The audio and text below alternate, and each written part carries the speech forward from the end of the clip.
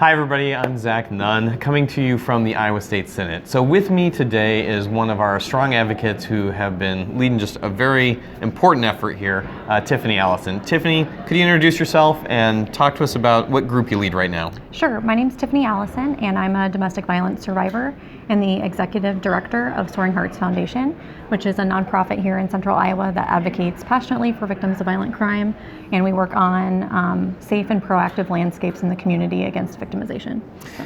And so not only does Tiffany speak as a survivor, but she speaks as a voice for so many other survivors and victims who have been out there.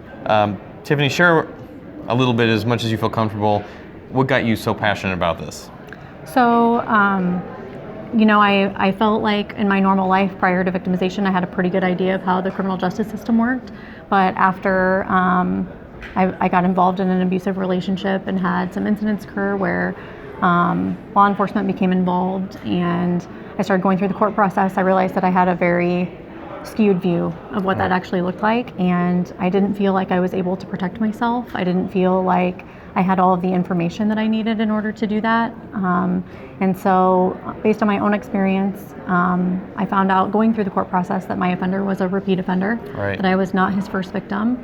And there were just a lot of surprises like that for me throughout the entire process. And so I just wanted to change that for other victims going forward so that they would have the information that I didn't. Yeah, absolutely. Yeah.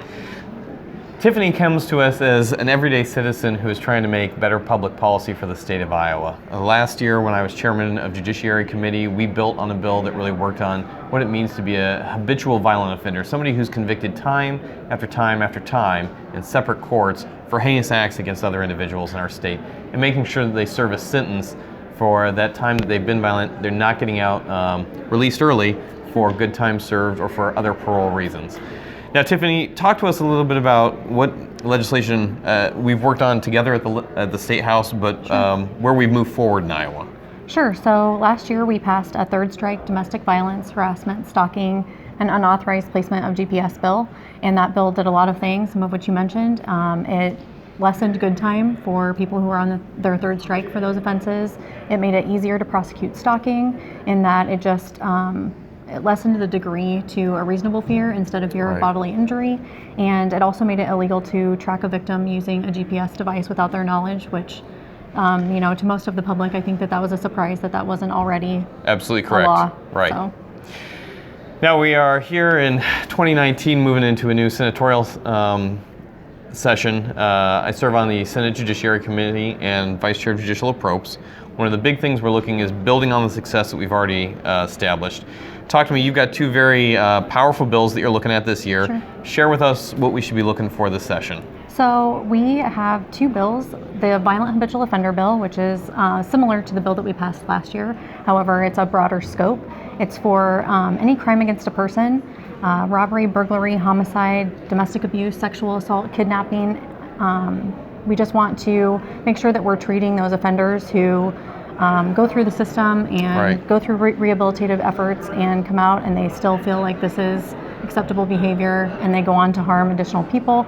We want to make sure that we have them long enough to give them the rehabilitative treatment that they actually need. And we also want to keep them away from cultivating new victims in the community with that bill. Lessening their good time, and then of course improving those rehabilitative efforts.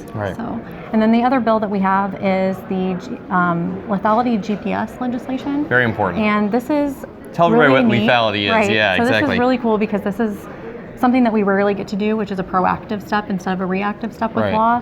And basically it's a scientifically proven assessment that law enforcement would use on every domestic call that they go on, and it potentially scores the offender for how likely they would be to escalate to homicide. And based on that score, we would then send that with them through the court system, and they would be put on GPS monitoring during the court system if it's resultive that they are likely to escalate. Yeah. And Tiffany, you're already teaching this at the Iowa Law Enforcement Academy, right? Yes. You're helping with this. So here we have the opportunity to take on a preventative measure to help lower risk before it escalates to violence, a remediation process that once they are detained because they have broken the law, that we keep them in a correctional facility or into a retention program and monitoring them so they're not out causing more damage. Right. And then an actual punishment part of this for folks who are habitual violent offenders, that they stay in a correctional facility until they can either get their act together or until they're at a point where they've served their remittance to society. So with that, I think that we have a very smart on crime but tough on crime approach that gets offenders engaged early on in the remediation process, and perhaps most importantly, helps work with the survivor so that individuals out there who are victims of crime don't become injured or potentially, as is sadly the case, harmed irreparably by this. Yeah. So Tiffany, cannot thank you enough for what you do for Iowa. Thanks for being a leader on policy.